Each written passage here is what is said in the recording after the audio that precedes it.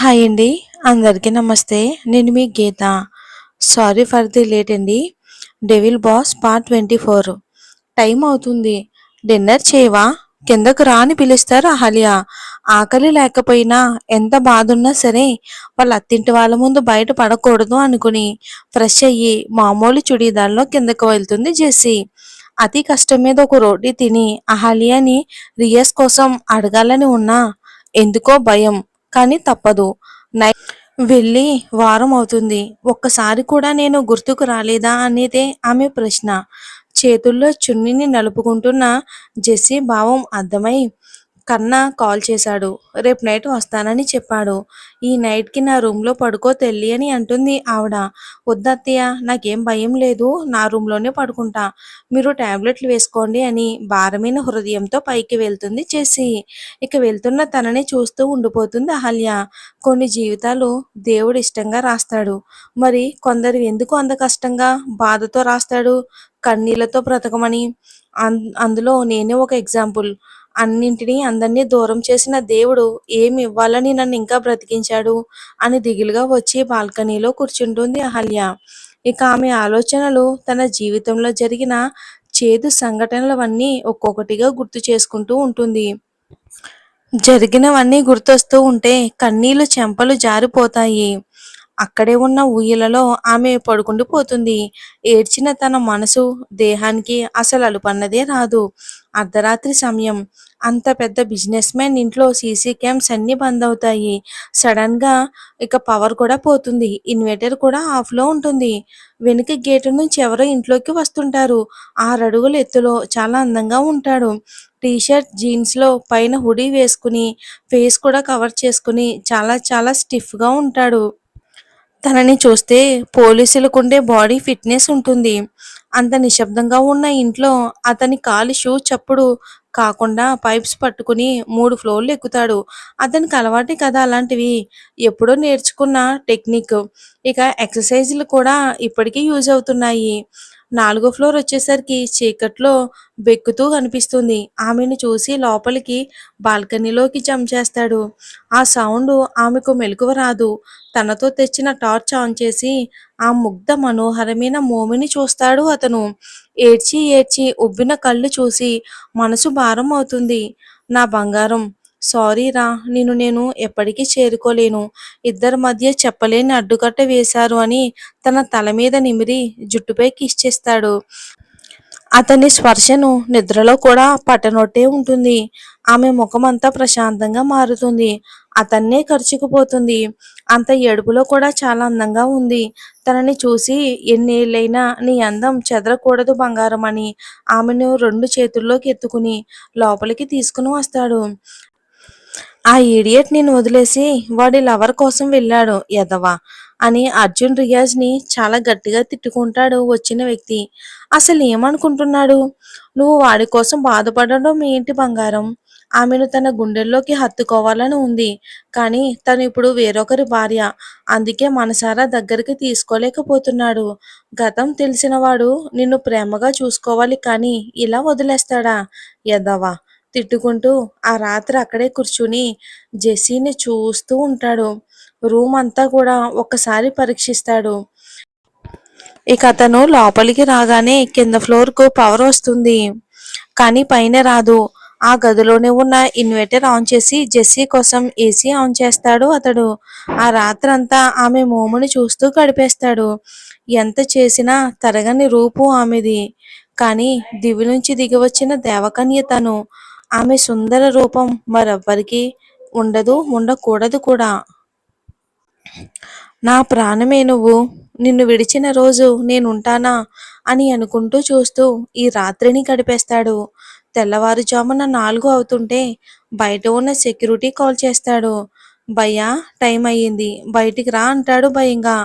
ఇష్టం లేకపోయినా ఆమెను వదలడం కష్టంగా వదులుతూ ఆమె చేతిని అభిమానంగా ముద్దిచ్చి ఒకసారి కళ్ళారా చూసుకుని బయటికి వచ్చేస్తాడు. ఇప్పుడు 4 ఫ్లోర్ పై నుంచి జంప్ చేసి సేఫ్గా కిందకి ల్యాండ్ అవుతాడు. ఒక్కసారి జెస్సీని చూసి బయటికి జంప్ చేస్తాడు. ఇక నెక్స్ట్ మినిట్ పవర్ వచ్చి అన్ని కెమెరాలు కూడా ఒక్కసారిగా ఆన్ అవుతాయి. అసలు ఎవరతను?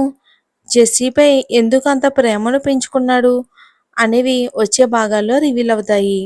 ఇక అది ఢిల్లీలో. ఆ రాత్రి తర్వాత కాశీలో జరిగే ఘోరం తెలియని అరవ్ తన ఆశీతో సంతోషంగా ఉంటాడు. అలిసిన ఆమె మోమును చూస్తూ గడిపేస్తాడు. ఎన్నో మాట్లాడాలని ఉన్న తను పడుకునేసరికి అతనుకున్న టెన్షన్‌లో నిద్ర రాదు. మధ్యరాత్రికి మెలకువ వస్తుంది ఆశీకి. అతని గుండెల్లో ముద్దుగా ముడుచుకుని పడుకుంటుంది. ఆమె కదలగానే ఏమయ్యింది అని కంగారుగా ఆమెను ఇంకా గుండెల్లోకి అదుముకుంటాడు. కుక్కపిల్లలా ముడుచుకున్న ఆశి నవ్వుకుని ఊ అని అంటుంది. కుక్కపిల్ల లేచిందా అని సన్నగా నవ్వుతూ అడుగుతాడు అరవ్. ఆవ్ ఆవ్ లేచింది. నిన్ను కూడా కరుస్తుంది అని బౌబౌవని అరుస్తూ అరవ్ బుగ్గ కొరుకుతుంది. సన్నగా నవ్వుతూ రాక్షసి అని ఆమె వేలు నోట్లో పెట్టుకుని కొరుకుతాడు. హా అని గట్టిగా అరుస్తుంది. అమ్మీ అని రాగం అందుకుంటుంది. రుకో రుకో ఆశీ బేటీ అని చెంపను నిమిరి చాక్లెట్ చాహియే అని అడుగుతాడు. నహి అని సిగ్గుపడుతుంది.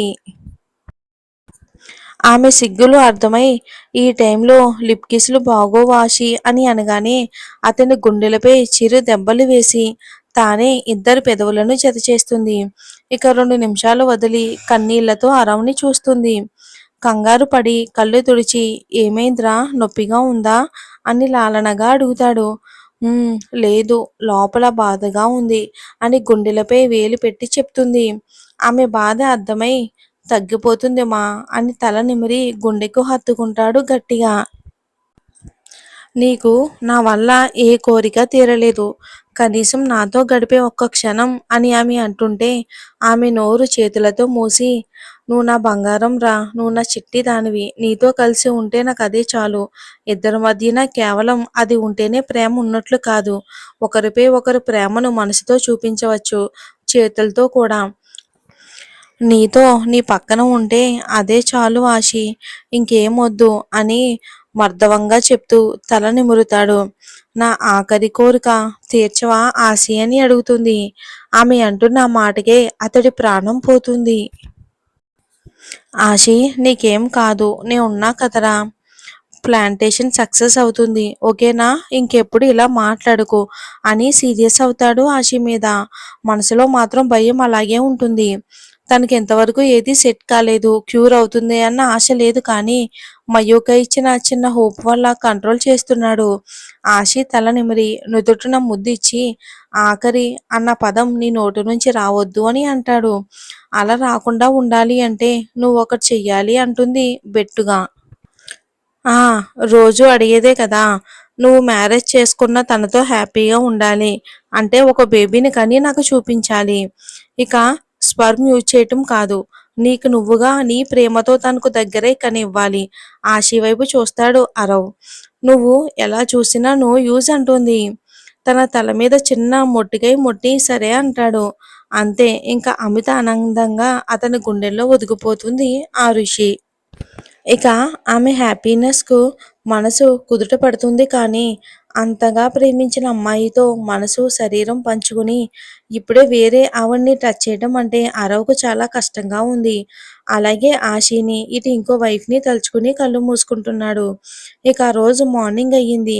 ఎంతసేపయినా సరే ఇద్దరూ లేవటం లేదు. అక్కన్ ఆ నైట్ అంతా నిద్రపోకుండా హీరోయిన్ సోనియాని మీట్ అవ్వాలి అనుకుని ఎదురు చూస్తూ తన ఫ్రెండ్స్ ద్వారా అపాయింట్మెంట్ ఫిక్స్ చేసుకుంటుంది. ఇటు ఆసిమ్ కోసం చాలా ఇన్ఫర్మేషన్ గ్యాదర్ చేస్తుంది. అతను లైఫ్ స్టోరీ ఏంటి తెలుసుకుని అతను నిర్దోషి అని ప్రూవ్ చేయాలి అనేదే ఆమె ఆలోచన. అక్కన్ అంటే ఎవరో గుర్తుంది కదా, ఇప్పుడు ఆరుషి వాళ్ళ చెల్లెలన్నమాట. ఇక ఆసిమ్ ఆ రోజంతా బాధగా గడిపి తన లైఫ్ ఇలా చేసి నిద్దరిలో ఒకరు సయ్యద్ అలీ కావటంతో అతను ఈ రోజు కాశీ విశ్వనాథుని టెంపుల్కు సతీ సమేతంగా వస్తున్నాడు. అందుకే ఈ నైట్ ఆ టెంపుల్ వాళ్ళతో మాట్లాడుకుని గర్భగుడికి పక్కన ఉన్న ఉప ఆలయంలో బాంబ్ ఫిక్స్ చేశాడు. ఆ విషయం తెలియని అరవ్ సైలెంట్గా ఆశీ ఎదలో సేద తీరుతున్నాడు. ఇక సెంట్రల్ మినిస్టర్ వస్తున్నాడు అంటే బందోబస్తు కూడా భారీగానే ఉంటుంది. ఇక బాంబ్ స్క్వాడ్ వచ్చి చెక్ చేస్తారు. బట్ ఆసిమ్ తన తెలివితో వాళ్ళ దగ్గర ఉన్న స్టిక్ నకిలీదిగా ఒక్కసారిగా మార్చేశాడు. మరి ఏం జరుగుతుంది? తను చనిపోతాడా? ఆసిమ్ ప్లాన్ సక్సెస్ అవుతుందా? మరి చాలామంది కామెంట్ చేస్తున్నారు జెస్సీ పప్పీ ఒకటేనా అని. అది వచ్చే భాగాల్లో తెలుస్తుంది. Thanks for watching. ఇంకో ఎపిసోడ్ కూడా రిలీజ్ చేస్తాను.